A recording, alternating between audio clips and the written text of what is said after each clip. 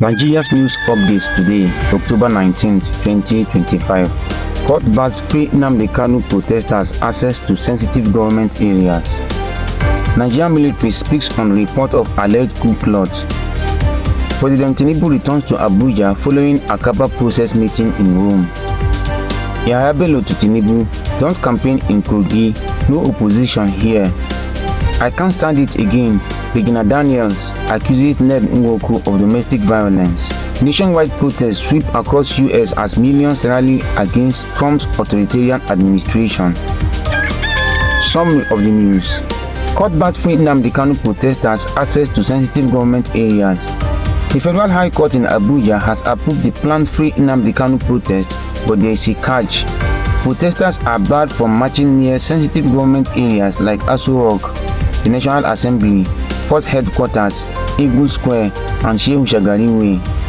The ruling came after the Nigerian government, through the police, filed a motion citing security concerns. Police say protests must remain peaceful. Anyone caught inciting violence or breaking the law will face arrest.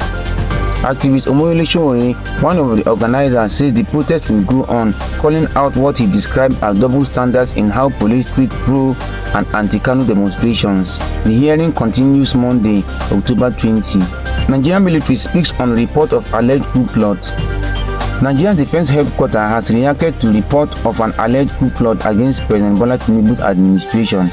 The military says the cancellation of Independence Day events has nothing to do with any coup attempt, calling such reports false and mischievous.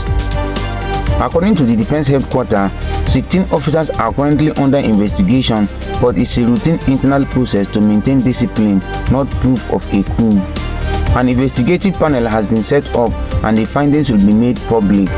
The armed forces reaffirmed loyalty to the constitution and urge Nigerians to ignore falsehood spread by enemies of the nation.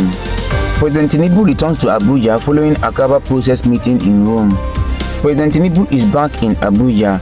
He just returned from Rome, Italy, where he joined world leaders for the Aqaba Process Summit, a high-level meeting focused on fighting terrorism and violent extremism, especially in West Africa. On the sidelines, Tinubu met with Italian Prime Minister Giorgia Meloni, US President Trump's advisor on Arab and African affairs, and the Vatican Secretary of State, Cardinal Pietro Parolin, discussing religious harmony and tackling misinformation about Nigeria's diversity. The Aqaba process has held 33 sessions since 2015, focusing on prevention, coordination, and closing gaps in counterterrorism. Yahaya Bello to Tinubu, don't campaign in Kogi, no opposition here. Former Kogi State Governor Yahaya Bello says President Bola Tinubu won't need to campaign in Kogi for the 2027 elections. At an APC rally, Bello declared the state a stronghold of the ruling party, claiming there is no opposition in Kogi. He praised Tinubu's leadership in security, infrastructure, and federal funding, even saying Nigerians will gravitate towards him beyond his second term. Bello also endorsed Governor Usman Odudu for re-election. This comes as more APC leaders, including Niger State's Umar Bago, threw their weight behind Tinubu 2027. No campaign needed in Kogi, Bello says. I can't stand it again. Regina Daniels accuses Ned Nwoko of domestic violence. Regina Daniels and her billionaire husband, Senator Ned Nwoko, are trending after a viral video showed Regina in tears, accusing her husband of domestic violence. In the clip, she says, "In Ned Nwoko's house, I am nothing. I can't stand the violence anymore." Her brother, Sammy West, also jumped online, claiming Nwoko beat Regina and then sent talks after their family, warning, "Anywhere man they beat woman, I go fight." So far, Ned Nwoko has not responded to the allegations. The couple, married since 2019 with 2 kids, were recently expecting their 3rd child, but right now, the marriage looks to be in deep crisis. Nationwide protests sweep across US as millions rally against Trump's authoritarian administration.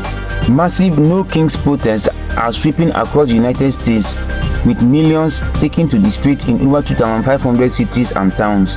Demonstrators dressed in yellow, the color of hope and resistance, are denouncing what they call President Donald Trump's authoritarian rule. The movement comes amid ICE raids troop deployment, and a government shutdown, with protesters demanding that power must come from the people, not from kings. From Washington to Los Angeles and even outside US embassies in Europe, crowds are chanting for democracy and freedom. Follow for more. October 19th, 2025.